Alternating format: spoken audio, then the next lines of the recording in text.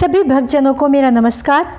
बोलो हर हर महादेव। आज हम सावन सोमवार व्रत कथा सुनेंगे, तो शुरू करते हैं। एक समय की बात है, किसी नगर में एक धनी साहूकार रहता था। उसके पास धन दौलत की कोई कमी नहीं थी, लेकिन संतान न होने का दुख उसे हमेशा सताता था। संतान प्राप्ति की आस में वह पूरे श्रद्धा भाव से सोमवार व्रत करता और भगवान शिव व माता पार्वती की पूजा करता था। उसकी सच्ची भक्ति से प्रसन्न होकर माता पार्वती ने भगवान शिव से उसकी मनोकामना पूर्ण करने की प्रार्थना की। पहले तो शिव जी ने कहा कि हर व्यक्ति को अपने कर्मों के अनुसार ही फल मिलता है, लेकिन माता के बार बार अनुरोध करने पर उन्होंने साहूकार को पुत्र रत्न का वरदान दे दिया। साथ ही यह भी कहा कि वह पुत्र केवल 12 वर्ष तक ही जीवित रहेगा।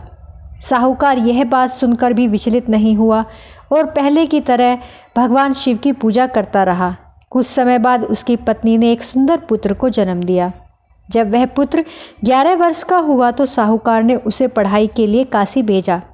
साथ में उसका मामा भी था, जिसे रास्ते में यज्ञ और ब्राह्मणों को भोजन कराने का आदेश मिला था। रास्ते में वे एक राज्य में रुके। वहाँ एक राजकुमारी का विवाह हो रहा था। दूल्हा एक आंख से काना था, यह बात उससे छुपाई जा रही थी। राजकुमार के पिता ने साहूकार के पुत्र को अस्थायी दूल्हा बनाकर विवाह करने की योजना बनाई। विवाह हो गया, लेकिन साहूकार का पुत्र सत्यवादी था। उसने दुपट्टे पर राजकुमारी के लिख दिया कि तुम्हारा विवाह मुझसे हुआ है, न कि उस काने राजकुमार से।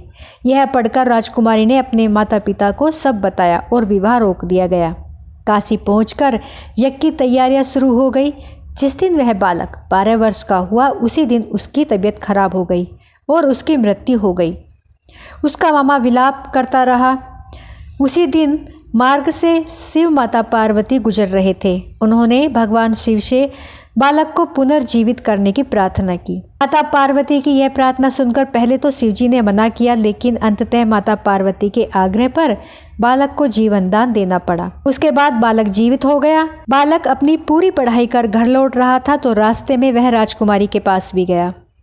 जब राजकुमारी ने सारी बात बताई अपने माता पिता को, तो राजा ने अपनी पुत्री को साहूकार के पुत्र के साथ हंसी खुशी भेज दिया और बहुत से धन दौलत घोड़े आदि का दहेज में देकर उसको विदा किया। फिर वह माता पिता से मिला। पुत्र को जीवित देखकर दोनों बहुत अत्यंत प्रसन्न हुए। उसी रात भगवान शिव ने सपने में साहूकार को दर्शन दिए और कहा, हे श्रेष्ठी, तेरी भक्ति और सावन सोमवार व्रत कथा सुनने के फल स्वरूप ही तेरे पुत्र की दीर्घ आयु प्राप्त हुई है। जो भी श्रद्धा से यह व्रत करेगा और कथा सुनेगा, उसकी सभी मनोकामनाएं पूर्ण होंगी। इसलिए सावन सोमवार के दिन यह कथा पढ़ना, सुनना व सुनाना अत्यंत पुण्यकारी माना जाता है।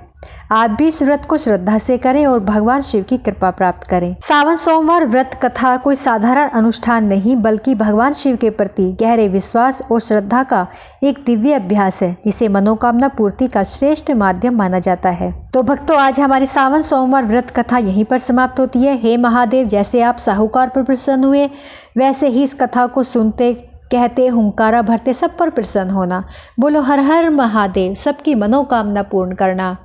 तो भक्तों, मेरी वीडियो आपको पसंद आई हो तो प्लीज़ लाइक, सब्सक्राइब, शेयर जरूर करें। आप सभी को हाथ जोड़कर प्रणाम।